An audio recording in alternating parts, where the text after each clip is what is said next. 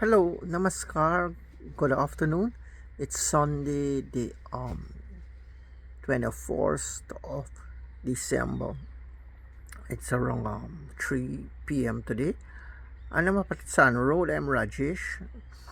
People say that there's a comparison between science, studying academics, and yoga meditation. Even the doctors, the intellectual, they try to push you, they try to show that they have an argument or they have a superiority over you. Both use concentration, both use the mind to escalate, to go up high. But I don't know, I was shocked by the behavior of some medical people, some intellectual lawyers, people who are trained in the academics. There seem to be a deficiency of the moral principles, yamas and niyamas, the approach to morality and ethics. But in yoga, you have to at least practice yama niyama for 12 years before you get Diksha mantra, before they give you initiation into the magic word. And both use concentration, they meditate, they have to do a lot of visualization, repetition, chanting of mantras. But yoga, you can live independently. You can retard the aging process. You can go into planes and dimensions. You can go without food, sleep for a very long time. The lower animal instincts you can subdue, you can transcend. You can preserve the body, live how long you want. So yoga has a lot of magical powers and spiritual practices. Religion, they offer you a lot more broader scope, much more benefits. You can enter into portals, into dimension. You can meet dead people, masters, past people who lived before. You can communicate with them. But the spiritual, the mundane sciences don't offer you all of these. They are just physical science, studying the physical world, the laws of the physical world, and how you can navigate in the physical world for the best. Studying it, um, tempering it, or what they say, um,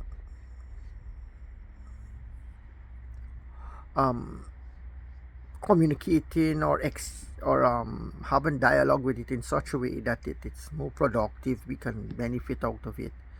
While the spiritual plane, I think it's far superior. Once you live it genuinely and properly, it's better than the academic. The academic has its advantage to it help you in a vast way in the physical world. It offers you modern transportation, it offers you medical help in the physical, which you cannot access unless you advance highly in the spiritual parlance, right? Only then you can gain these things in a metaphysical way. But once you're ordinary, you need the mundane science to help. You can't transcend that without elevating yourself spiritually. So I hope people in Guyana, not only in Guyana, but in the Caribbean as a whole, could learn to understand the importance of spirituality in their daily lives.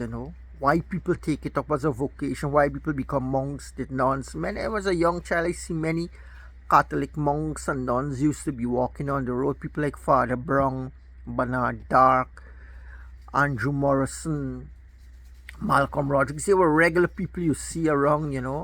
Chaira, Father Chaira from India, Father Tony D'Souza. And these men were regular people. You see them on the road walking as a child. In fact, when I was going to St. Sweetens Primary School over there at Reading, Father Morrison one day came with his big straw hat. He was sharing out Bible in Standard 4 when we were just before we wrote Common Entrance. So they were sharing out these little Testament Bibles. They were giving all over countrywide, and they came to my school. That's my first time I think I saw him. So people wonder why people get involved in spirituality, why they do that, why they practice. Many people want get powers, they want to get magical abilities, they want to control bad influence, bad influence of planets, celestial bodies that is acting on their family, their home, their private life. That's why they learn. People want to bring good favors on their side. They want to see the bright side of life. That's all these things they do spirituality, like this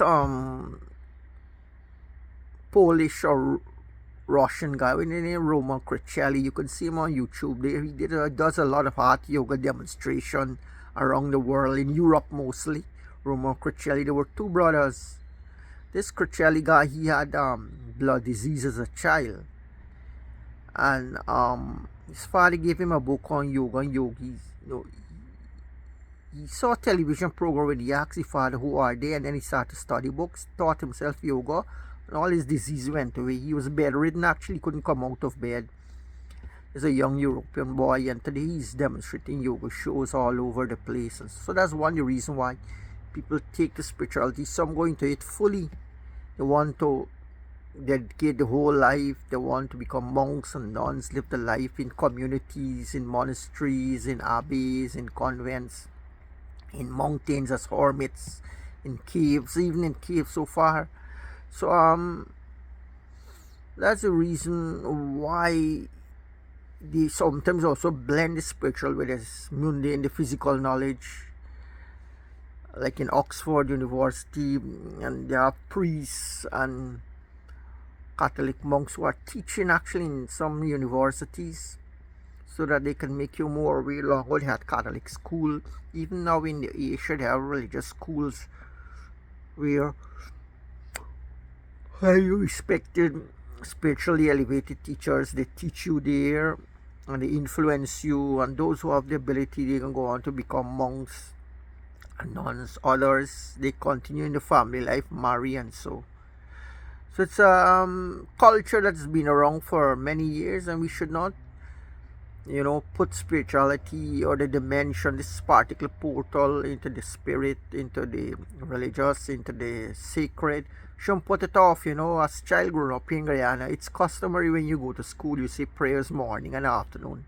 School that I went to, Indian education, they used to say 4 times a day, and through the PA system, the public address system, they had mics and microphone in all the classroom. When the headmaster would stay in his office and speak, the prayers, 3 prayers, Muslim, Christian, and Hindu, 3 times a day, morning, midday, afternoon, night time, you have to do on your own. And big sing, Mr. Ghani sing. So that was the system there. So the sacred always has to help the material, the physical. There are laws you have to know that govern the health of your body, your mind, the soul, the spirit. If you neglect certain spiritual doctrines, worship, spiritual laws, you can cause the collapse of your entire psychology, your mind, your body, your spirit. This is what we see everywhere. People are taking for granted that they can live as they think, do as they will, anything and everything. But there are laws, there are conditions, there are stipulations that the spiritual teachers give us for our own level, for our own calling. If you want to drink a little alcohol, eat a little meat. And so there are teachers for every status that you want to operate at.